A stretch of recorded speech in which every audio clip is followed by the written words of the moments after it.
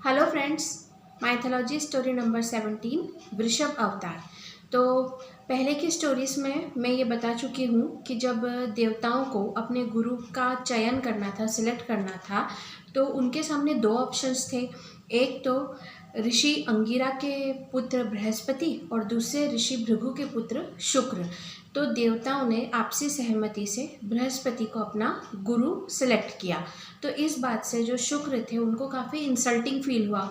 उनका ऐसा मानना था कि शुक्र जो है वो बृहस्पति से ज़्यादा कैपेबल है, ज़्यादा काबिल है। तो इस बात से शुक्र को काफ़ी इंसल्टिंग फील हो रहा था कि मुझे, जो मैं ज़्यादा काबिल हूँ, मुझे छोड़ करके बृहस्पति को अपना गुरु एक्सेप्ट कर लिया। और उनके मन में ना बदला लेने की फीलिंग्स आ गई और वो अब देवताओं को अपना दुश्मन मानने लग गए थे। दूसरी तरफ जो कश्यप है, उनकी 17 पत्नियां थी जिनसे अलग अलग प्रजातियां ने जन्म लिया था। तो सभी पत्नियों को ऐसा लगता था कि कश्यप जो है वो अदिति को ज़्यादा प्रेम करते हैं और अदिति ने देवताओं को जन्म दिया था। तो उनको ये मन में ऐसा लगता था कि ये लोग देवताओं को ज़्यादा बेनिफिट देते हैं, उनका ज़्यादा ध्यान रखते हैं। अब देवताओं को स्वर्गलोक रहने के लिए दिया था, तो बाकी के जो थे दैत्य, दानव, असुर, इनको भी अच्छे लोग रहने के लिए दिए थे। पर उनके दिमाग में ये बात बैठी हुई थी कि जो बेस्ट लोक है वो स्वर्ग है और वो देवताओं को दिया हुआ है, जबकि जो पाताल लोक है और जो नीचे के जैसे रसातल है, सुतल लोक है, अतल लोक है, ये लोग भी काफ़ी अच्छे थे, लेकिन उनके दिमाग में ये बात बैठी हुई थी। इसलिए ये जो है, इनके मन में भी अपने देवताओं के लिए दुश्मनी का भाव था। तो जैसे वो कहते हैं ना कि दुश्मन का दुश्मन दोस्त होता है, तो उसी प्रकार से जो शुक्र है वो दैत्यों के तरफ हो गए और दैत्यों के गुरु बन गए। तो अब है ना, इन सब का मकसद सिर्फ यही था कि उन्हें देवताओं को नुकसान पहुंचाना था, उन्हें हराना था। तो जो शुक्र थे वो तलातल लोक में चले गए। तलातल लोक में सभी असुरों का राज था। तो जो असुर थे ना, वो काफ़ी वायलेंट नेचर के हुआ करते थे। तो जो है, शुक्र ने उन असुरों को अलग अलग वेपन्स बना के देने लग गए और साथ ही उन्हें जो है वॉर का मतलब अटैक करने की ट्रेनिंग देने लग गए। उधर बृहस्पति जो थे, जो देवताओं को उन्होंने वो भी ट्रेनिंग दे रहे थे, उन्होंने भी कई सारे वेपन्स बनाए थे। और जो बृहस्पति थे वो भी युद्ध की पूरी ट्रेनिंग दे रहे थे देवताओं को। लेकिन यहाँ पर एक फ़र्क था कि जो बृहस्पति थे वो देवताओं को सेल्फ डिफेंस की ट्रेनिंग दे रहे थे कि यदि किसी ने स्वर्ग पे आक्रमण किया तो देवता अपनी प्रोटेक्शन कैसे कर सकते हैं। और जो शुक्र थे वो अटैक की ट्रेनिंग दे रहे थे कि आप दूसरों को कितना ज़्यादा नुकसान पहुंचा सकते हैं। ये दोनों में फ़र्क था।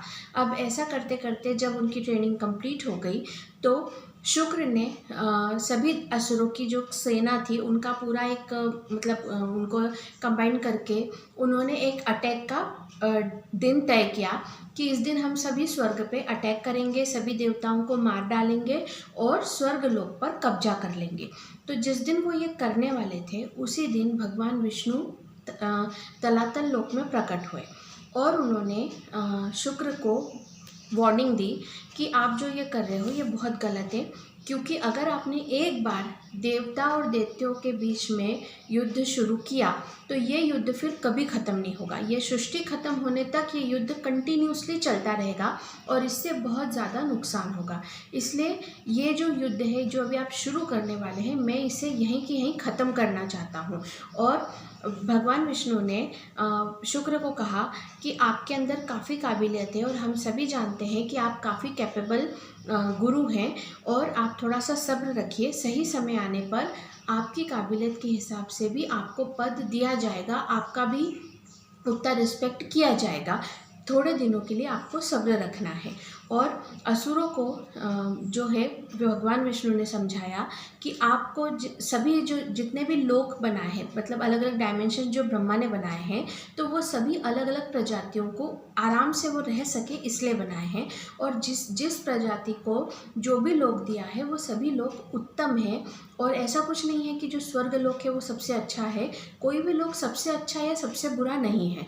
और अगर जैसे देखा जाए तो जो यम है, यम तो देवता हैं, सूर्य के बेटे हैं, पर वो तो नरक में जाके रहते हैं, वो भी स्वर्ग में नहीं रहते। तो उसका मतलब ये नहीं है कि किसी के साथ कोई नाइंसाफ़ी हुई है। जिसको जो रिक्वायरमेंट है उस रिक्वायरमेंट के हिसाब से उन्हें लोग डिस्ट्रीब्यूट किए गए हैं।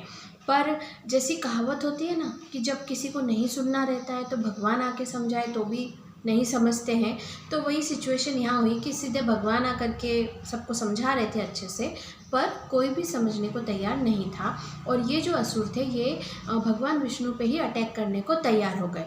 तो भगवान विष्णु को गुस्सा आया और उन्होंने सुदर्शन चक्र से एक ही बार में जितने असुर थे सबको एक साथ खत्म कर दिया। तो ये जो सुदर्शन चक्र है ये भगवान विष्णु के कुंडलिनी ऊर्जा का एक रूप है, जो भगवान विष्णु के जन्म के साथ ही प्रकट हुआ था। ये उनकी कुंडलिनी ऊर्जा है। तो ये इतनी पावरफुल वेपन है कि इसे काटना इम्पॉसिबल है। अब तलातल लोक में सिर्फ शुक्राचार्य बचे थे और जितनी भी असुर की जो वुमेन्स थी, महिलाएं थी, वो बची थी। तो उसके बाद क्या हुआ कि जो जितनी भी महिलाएं थी वो सभी भगवान विष्णु से काफ़ी अट्रैक्ट हो चुकी थी। तो उन सभी महिलाओं ने भगवान विष्णु से वरदान मांगा कि देखो यहाँ पे तो सभी पुरुष खत्म हो चुके हैं, तो आप हमें वरदान दीजिए कि हम आप ही की तरह दिखने वाले सुंदर और ताकतवर पुत्रों को जन्म दें। तो भगवान विष्णु ने उन्हें तथास्तु कहा, आशीर्वाद दिया और वो वहाँ से चले गए। और जितनी भी वुमेन्स थी वो सभी वहाँ पे प्रेग्नेंट हो गई और फिर उन्होंने एक के बाद एक समय पर बच्चों को जन्म दिया। तो शुक्र ने सोचा कि इन बच्चों को जब बड़े होंगे तो मैं इन्हें ट्रेनिंग दे करके फिर से एक असुर सेना तैयार करूँगा। लेकिन ये असुर महिलाओं के बच्चे थे। तो ये जो बच्चे थे ना ये काफ़ी ज़्यादा वायलेंट थे और ये हमेशा खून के प्यासे रहते थे। ये एकदम पिशाच थे जिनको सिर्फ खून पीने को चाहिए रहता था। और जैसे वो बड़े होते गए उनकी जो है ना खून पीने की जो प्यास है वो इतनी बढ़ गई कि वो है ना एक दूसरे पर अटैक करने लगे। और ऐसा करते करते एक तरीके से उन्होंने जितनी भी उनकी माँ थी, जितनी भी असुर महिलाएं थी, उन सबको ख़त्म कर दिया। और वो इतने अटैक करने लग गए कि अब शुक्र को अपनी जान बचाना मुश्किल हो गया। और परेशान होकर के आखिरकार शुक्र को भगवान शिव को प्रार्थना करनी पड़ी कि आप मेरी प्राणों की रक्षा कीजिए, क्योंकि ये जो पिशाच है ये जो है ये मुझे भी मार डालेंगे। तो भगवान जो शिव है वो अपने भक्त की पुकार पर तलातल लोक में प्रकट हुए और भगवान शिव ने वृषभ का मतलब होता है बेल, एक बहुत बड़े बहुत ताकतवर बेल का अवतार लिया और उन्होंने उस बेल रूप में ही पूरे के पूरे उन पिशाचों को ख़त्म करना शुरू कर दिया। और अब ऐसा इस अवतार में उन्होंने सारे के सारे जो असुर के बच्चे थे उन सबको ख़त्म कर दिया।